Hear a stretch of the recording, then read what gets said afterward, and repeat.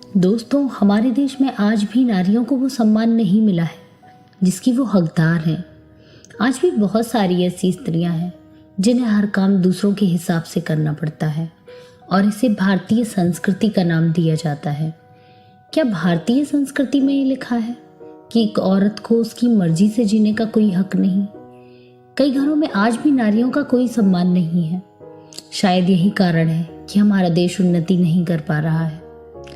Government ने तो काफ़ी सारे नियम कानून बनाए हैं और काफ़ी सारी समानताओं के अधिकार दिए हैं, लेकिन जब तक मानसिक तौर पर लोग नारी को वो सम्मान, वो अहमियत नहीं देंगे, हमारे देश का विकास कैसे संभव होगा? आखिर नारी इतनी मजबूर क्यों है? खुद सारी दुनिया की जननी होकर वह अपनी पहचान से इतनी दूर क्यों है? यूं तो लोग नारी पर बड़ी बड़ी बातें कहते हैं, पर क्या वाकई में किसी ने नारी को वो सम्मान दिया है जिसकी वह हकदार है? शादी के पहले तो माता पिता अपनी बेटी को बड़े लाड प्यार से पालते हैं और बड़े धूमधाम से उन्हें विदा करते हैं, पर क्या शादी के बाद भी वो उतनी ही स्वतंत्र रह पाती हैं? उनके विचारों को उतनी ही स्वतंत्रता दी जाती है? उनका सम्मान उतना ही होता है जितना कि माता पिता के घर में था? क्यों सारे परिवार को अपना बनाने के बाद उसके सारे हक खो जाते हैं? क्यों सारे परिवार का ख्याल रखने के बाद उसके जज्बातों को समझने वाला कोई नहीं होता? क्यों शादी के सालों बाद भी उसे अपनी माँ के घर में अपनापन महसूस होता है? क्यों सारे कर्तव्य स्त्री को ही समझाए जाते हैं? क्यों सारे नियम स्त्रियों के लिए ही बनाए जाते हैं? क्यों उनके लिए गलतियों की कोई गुंजाइश नहीं होती? क्या पुरुषों का फर्ज सिर्फ पैसे कमाना है? किसी की बेटी को अपने घर की बहू बनाने के बाद उसकी भावनाओं का ख्याल रखने की जिम्मेदारी किसकी है? उसकी अच्छाइयों के साथ उसकी कमियों को अपनाने की जिम्मेदारी किसकी है? वो आपके घर में आकर आपकी अच्छाइयों और कमियों दोनों को एक्सेप्ट करती है, तो क्यों नहीं उसकी कमियों को एक्सेप्ट किया जाता?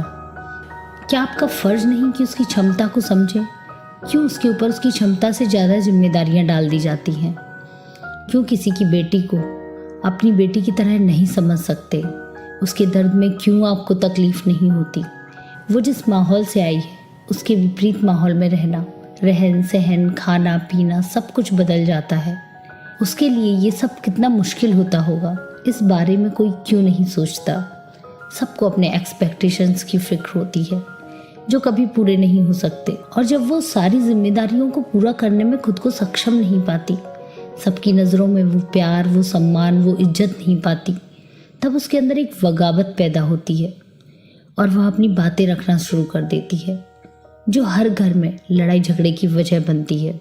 वो चाहकर भी किसी को अपना नहीं पाती, और जब उसकी चुप्पी टूटती है और तब जो शोर होता है वह घर में कलह का रूप धारण कर लेता है, जिससे बच्चों पर भी गलत असर होता है और इसका जिम्मेदार भी सारा समाज उन्हें ही ठहराता है। बहुत ही कम ऐसी स्त्रियां हैं जो सारी ज़िंदगी दूसरों के हिसाब से चलें, इसलिए ज़्यादातर घरों में सामंजस्य देखने को नहीं मिलता। सब कुछ होते हुए भी अंदर ही अंदर परिवार में एक तनाव होता है। ये स्थिति सबसे ज़्यादा गांव और ऐसे घरों में होती है जहां लोग कम पढ़े लिखे हैं। देखा जाए तो स्त्री ही स्त्री की दुश्मन है। स्त्री ही स्त्री को सारे नियम कानून मानने के लिए बाध्य करती है। ऐसे में हमारा देश तो पुरुष प्रधान होगा ही, जब महिलाएं खुद स्वीकार कर लेंगी कि उनकी यही जिंदगी है। सदियों से यही चला आ रहा है, पुरुष सब कुछ है और स्त्री कुछ भी नहीं। जब किसी घर में एक बहू आती है तो वह गलत होती है, लेकिन जब उसी घर की बेटी ससुराल जाती है तो उसके ससुराल वाले गलत हो जाते हैं। ये साइकिल चलता रहता है। गौर से देखें तो हर घर की बहू गलत है और हर घर की बेटी सही है। ऐसे में नुकसान सिर्फ महिलाओं का है। हर जगह वही गलत सिद्ध हो रही है। एक स्त्री को चाहिए कि वह दूसरी स्त्री की मदद करे।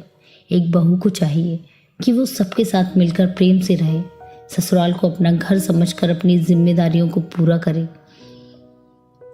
घर की हर महिला को उसकी मदद करनी चाहिए। जब तक एक स्त्री खुद अपनी कद्र करना नहीं सीखेगी, तब तक उसे कभी न्याय नहीं मिलेगा। किसी भी बेटी को ससुराल में माँ का प्यार नहीं मिलेगा। जिस दिन एक बहू को एक बेटी की तरह प्यार मिलेगा, उसकी गलतियों को अपनी बेटी की तरह माफ़ किया जाएगा, उसे अपनी बेटी की तरह सिखाया जाएगा, सुधारा जाएगा, उस दिन हर घर की बेटी अपने ससुराल में खुश होगी। अगर नारी ही नारी का सम्मान करने लगे तो इस पुरुष प्रधान देश में नारियों को सम्मान मिलना संभव होगा। धन्यवाद। दोस्तों,